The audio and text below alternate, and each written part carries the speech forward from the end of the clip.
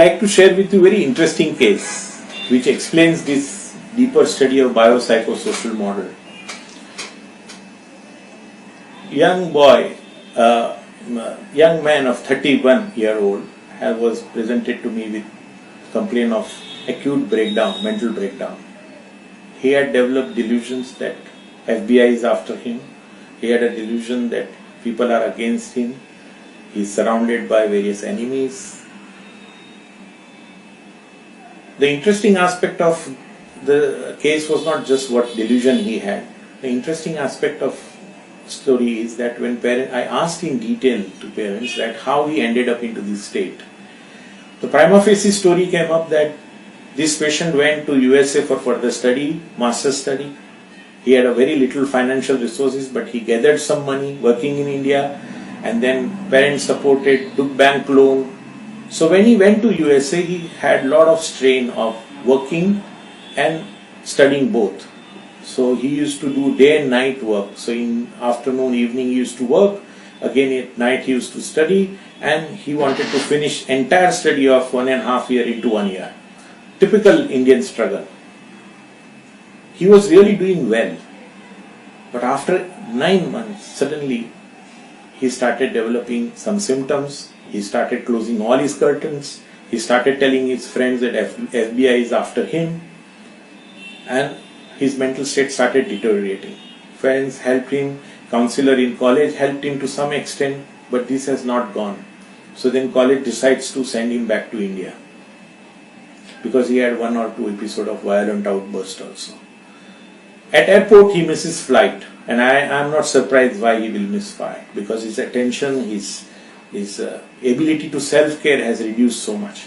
On top of it, he was moving here and there searching for his flight with lot of bizarre behavior. So 2 guards came to him and tried to ask him question, and he felt that this FBI, as he predicted, is after him. And then he became violent, he was taken to custody, and his delusion became more and more confirmed phenomena. That's what he goes through. Ultimately, parent had to go down to USA to bring him back to India. He was brought here, he was started with immediately modern medicine, but as usual his symptoms were partially better, and he started showing lot of reactions to medicine. So they, in past, lot of family members used to take homeopathy, so they requested me whether I can do something. Now friends, this is social aspect, financial aspect, cultural aspect. All these aspect produces lot of issues with mental health in this case. But more important is go into detail of this case. And when I went into detail, I realized that he developed tuberculosis somewhere at the age of 28, 29. And he was treated heavily with medicine. After that treatment was over, when he went for the study, this breakdown took place. Now, if you try to see from homeopathic perspective, this history is important. The past history of treatment of tuberculosis is critically important for us, because if he's been treated with certain type of medication, the expressions of tuberculosis has gone, but it has turned into a miasmatic phenomena within him. Now the entire expression has come at the mental level rather than expression at the body level. So the resources of the body are getting depleted, and the focus is shifting from body to mind. And this shift is critically important to study for homeopath. For homeopath, every small such history going backward is critically important. And n number of cases I have seen that past history of tuberculosis, past history of treatment of thyroid, specifically hyperthyroid, past history of treatment of various strong infective illnesses, all has some or the other connections. Rarely you see, but I have seen cases of even typhoid, post-typhoid treatment. People have come with typhoid psychosis, which was very common in past. So same way, if you try to see in this case, patients, this history was critically important. And then you go back to early childhood where there was a lot of poverty and lot of struggle which he has seen. And he had lot of heavy load of ambition inside him. He wanted to prove himself. He wanted to prove that he can do something in his life, and this aspect of him has made him to struggle more than usual. And there is some point where system goes into breakdown. So this breakdown, which is right now an acute breakdown, but the original history starts from his childhood, his built-up of ambitions, which was exaggerated state, his further traveling into infection, which was treated aggressively, and then you see now breakdown coming up at the mental level. So now when you study this case evolutionary, that the load of tubercular miasm was so heavily built within him.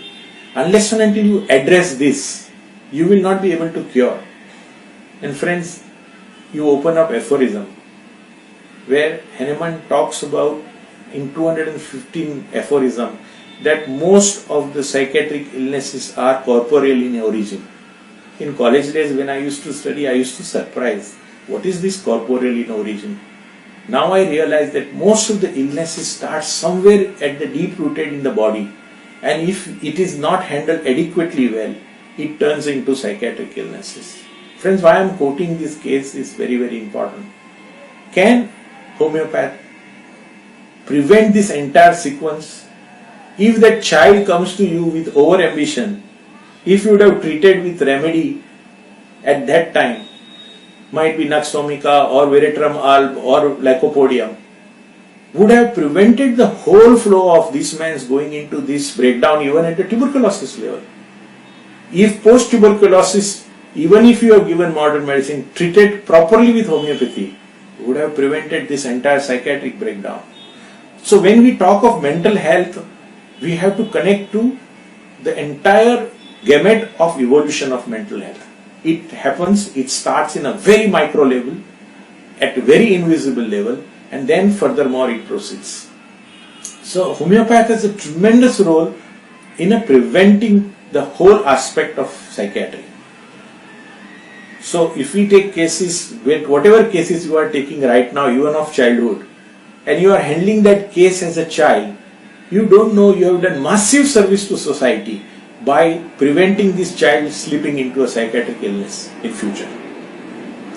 Same way, another aphorism, which another insight into Hahnemann's these guidelines. Like this boy was helped actively with hyoscyamus in his acute state, where he had this extreme delusion that he is surrounded by enemy, people are there to poison him.